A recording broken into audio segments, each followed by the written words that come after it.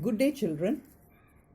Should Wizard Hit Mommy by John Updike, an American novelist, is an interesting story that presents the worldview of a 4-year-old little child named Joanne, who is endearingly called Joe by her dad.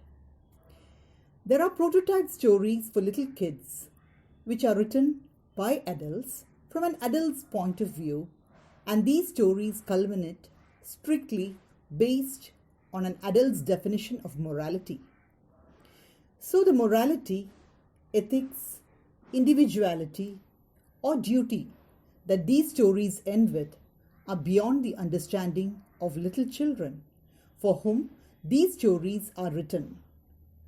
They have a rose-tinted view of life where nothing seems ugly. In this story, Joe questions the morality of her father Jack at the end of the storytelling session. We will move to the lesson now. In the evenings and for Saturday naps like today's, Jack told his daughter Joe a story out of his head. So there was a storytelling session going on in Jack's house. He used to narrate stories for his daughter Joe in the evenings and also on Saturday afternoons. Jack told his daughter Joe a story out of his head. These stories were created at the spur of the moment. They were spontaneous. This custom, begun when she was 2, was itself now nearly 2 years old. So how old is Joe? This ritual of storytelling session began when Joe was 2 years old, and this ritual was 2 years. That means Joe is 4 years now, and his head felt empty. All his imagination had exhausted during these 2 years, and he could not think of anything creative. Each new story was a slight variation of a basic tale. Every story had the same skeleton. The format was the same for all the stories. A small creature, usually named Roger Fish, Roger Squirrel, Roger Chipmunk, had some problem and went with it to the wise old owl. So the skeleton of his story was the same. So it used to be some creature, and all these creatures had the name Roger.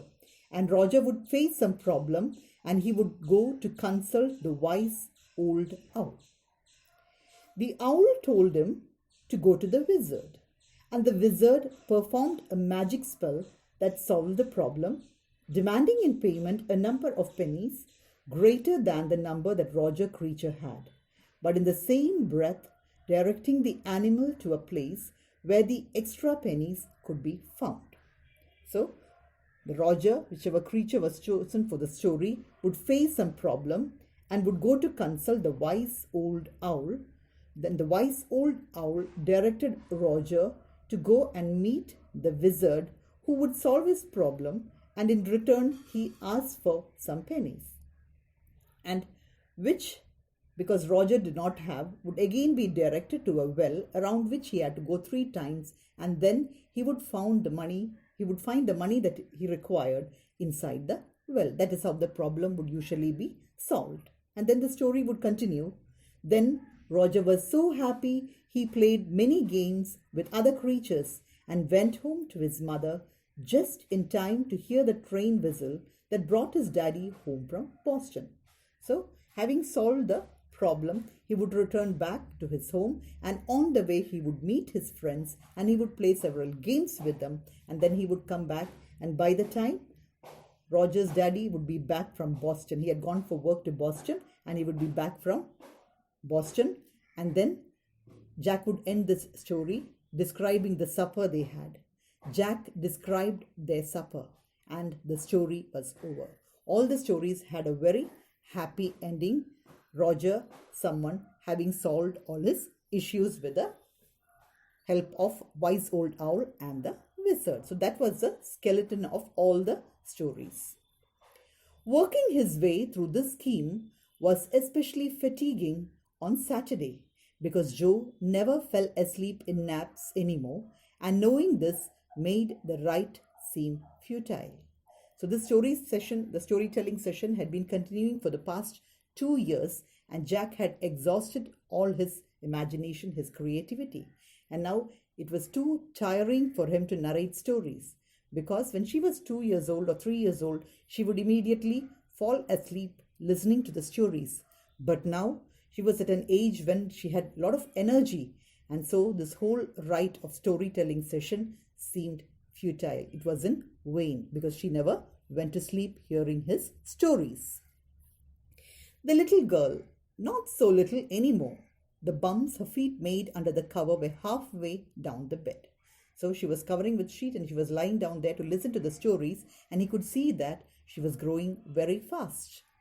She was allowed to sleep in their big double bed that they let her be in for naps and when she was sick. She used to sleep on their bed whenever she was sick or because she was small. Had at last arranged herself, and from the way her fat face deep in the pillow shone in the sunlight sifting through the drawn shades, it did not seem fantastic that some magic would occur and she would take her nap like an infant of 2. So he was realizing that the storytelling session is not going to be successful because she was grown up and was not falling asleep whenever he narrated stories. Her brother Bobby was 2 and already asleep with his bottle. Beside her lay her brother Bobby, who was only 2 years old, and he had drunk his milk and had gone to sleep. Jack asked. So Jack is beginning his storytelling session for that afternoon. Who shall the story be about today? So he checks out with Joe, who should be the character that day. Roger. Joe squeezed her eyes shut and smiled to be thinking she was thinking. So she closes her eyes and pretends to be thinking. Her eyes opened. Her mother's blue. She had inherited her mother's blue eyes. Skunk, she said firmly. So she decides to come up with a new animal that day. She decides it is going to be Roger Skunk. As you all know, skunk is an animal that emits an unpleasant odor for its own safety. A new animal. They must talk about skunks at nursery school. So Jack realizes that she has come up with a new animal. Probably this animal has been introduced in the nursery school. So she has learned about this animal in the nursery school. Having a fresh hero momentarily stirred Jack to creative enthusiasm. So this new hero, Skunk, added stimulus to his imagination. He was energized to begin the narration because there was a new animal which was never introduced in the storytelling session. All right, he said, and he starts the narration of the story. Once upon a time, in the deep, dark woods, there was a tiny little creature by the name of Roger Skunk, and he smelled very bad. So he starts the storytelling session. He introduces the tiny little creature who was named Roger Skunk, and immediately he brings in the characteristic of skunk. And this Roger Skunk smelled very bad. Yes, Joe said. Joe immediately asserts herself, yes. And why? Because she has already got this information from her school that skunk smells bad. Jack continues. He smelled so bad that none of the other little woodland creatures would play with him. Joe looked at him solemnly. She hadn't thought about this problem. Joe looks at him seriously. Why? If he stinks, that means nobody plays with him.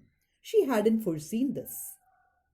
Whenever he would go out to play, Jack continued with zest. Jack was filled with an inspiration now. He was very enthusiastic, and he decides to bring in incidents from his own childhood when he suffered humiliation and how his mother had protected him. So whenever he would go out to play, Jack continued with zest, with eagerness, remembering certain humiliations of his own childhood. All the other tiny animals would cry, "Oh, here comes Roger's stinky skunk," and they would run away.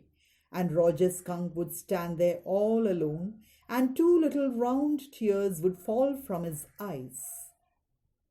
The corners of Joe's mouth drooped down, and a lower lip bent forward as he traced with a forefinger along the side of a nose the course of one of Roger Skunk's tears.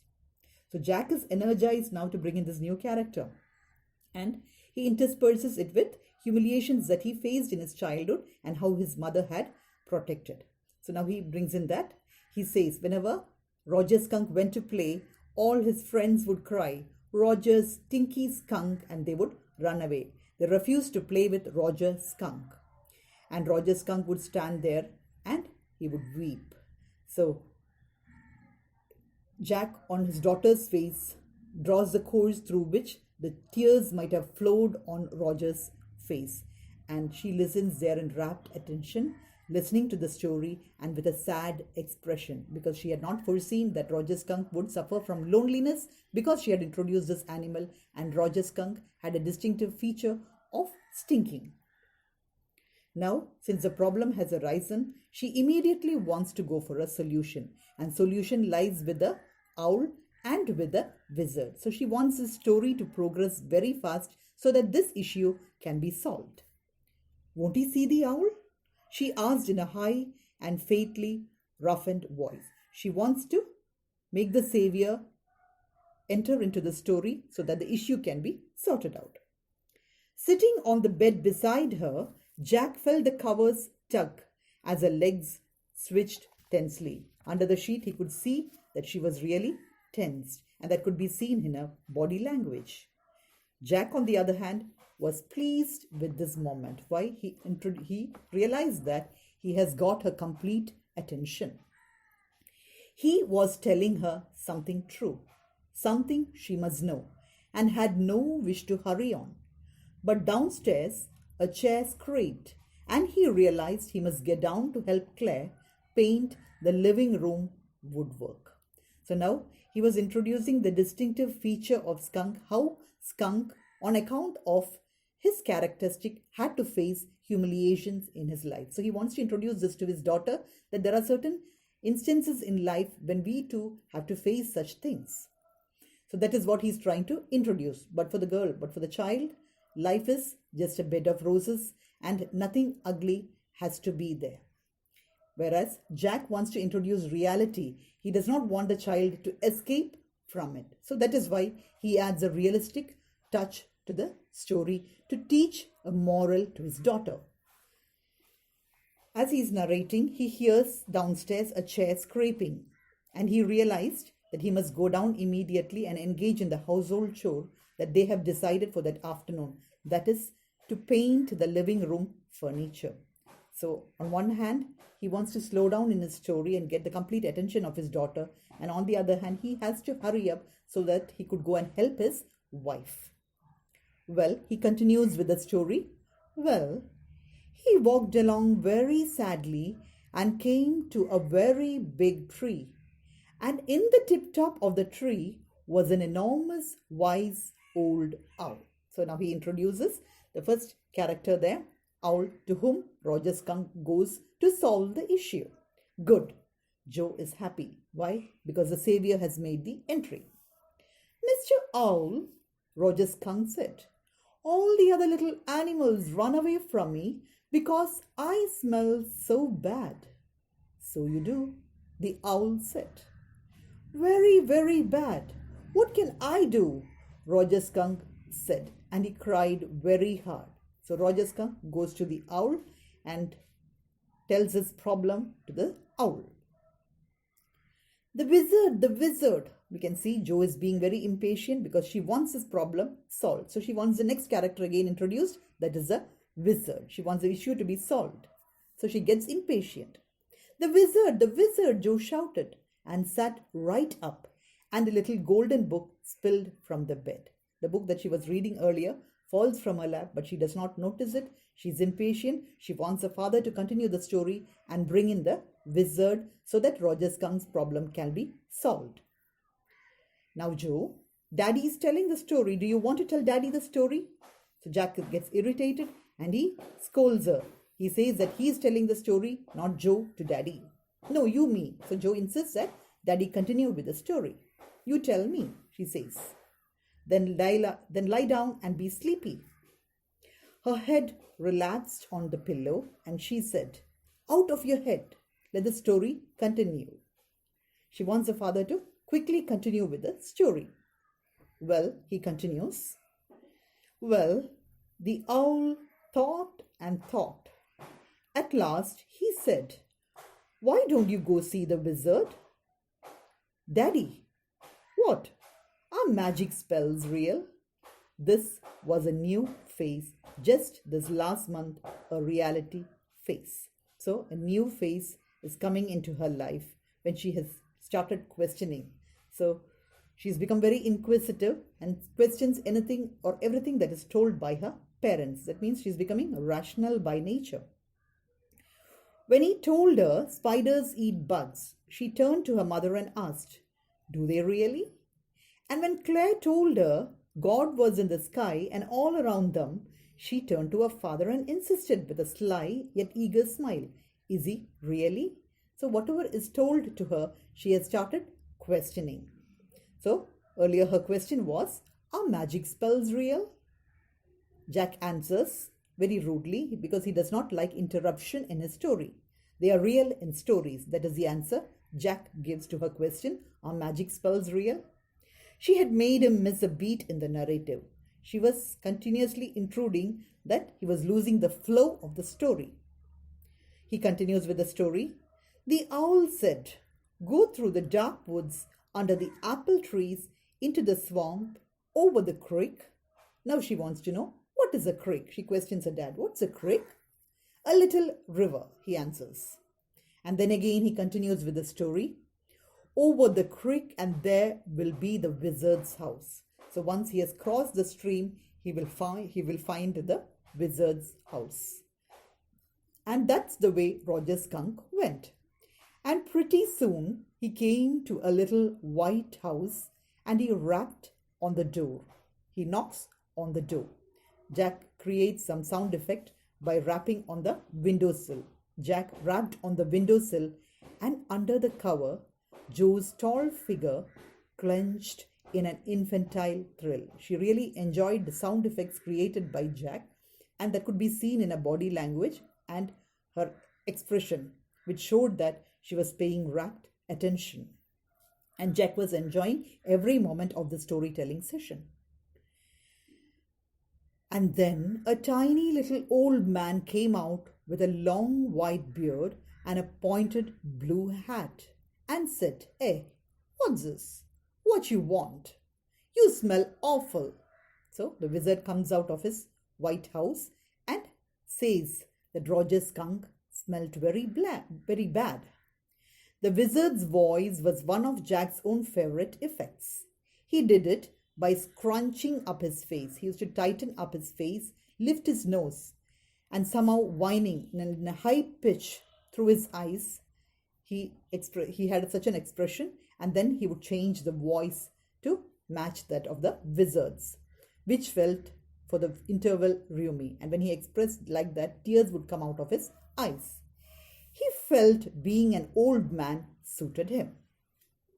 "I know it," Roger Skunk said. Roger Skunk replied to the wizard that he knew that he smelt bad, "and all the little animals run away from me." So he narrates to the wizard that no animal plays with him. He does not have any friends and he suffers from loneliness. The enormous wise owl said, "You could help me, so I have been directed here to you by the wise old owl." Well, maybe. Come on in. Don't get too close. Don't come near me. The wizard warns him not to go close to the wizard because he smells too bad. Now inside Joe, Jack continues with his narration of what is there inside the wizard's house. Now inside Joe, there were all these magic things all jumbled together in a big dusty heap because the wizard did not have any cleaning lady. So he wants something that the child can relate to. So he says that the house was in a mess and everything lay in a heap because the wizard did not have a cleaning lady, did not have a maid. Why? Because he was a wizard and a very old man. So she questions why wizard did not have a cleaning lady. And Jack replies that it is because he was a wizard and he was a very old man. Will he die? The next question raised by Joe is, because he is old, would he die? No, wizards don't die. Well, he rummaged around and found an old stick called a magic wand and asked Roger Skunk what he wanted to smell like. Roger thought and said, "Roses." So the wizard searches for his magic wand in the heap, finds it, and then he asks Roger what is the smell he would like if the stink goes away. Yes, good. Joe is happy because the main issue here is Roger's skunk stinks and nobody plays with him. So she is happy that it is a smell of rose, the fragrance of rose that will be attached to Roger's skunk henceforth. So her problem gets solved. Joe doesn't mind moving away from reality here. For her, there is a problem and that problem has to be immediately solved. So the wizard now takes the magic wand. Jack fixed her with a trance-like gaze and chanted in the wizard's elderly, irritable voice. So he mimics the wizard's voice and Jack starts the magical chant. Abracadabra, hocus poo, Roger Skunk, how do you do? Roses, boses, pull and ear. Roger Skunk, you never fear. So with that, we end the video 1 for this chapter. We will continue again in video 2. Thank you, children.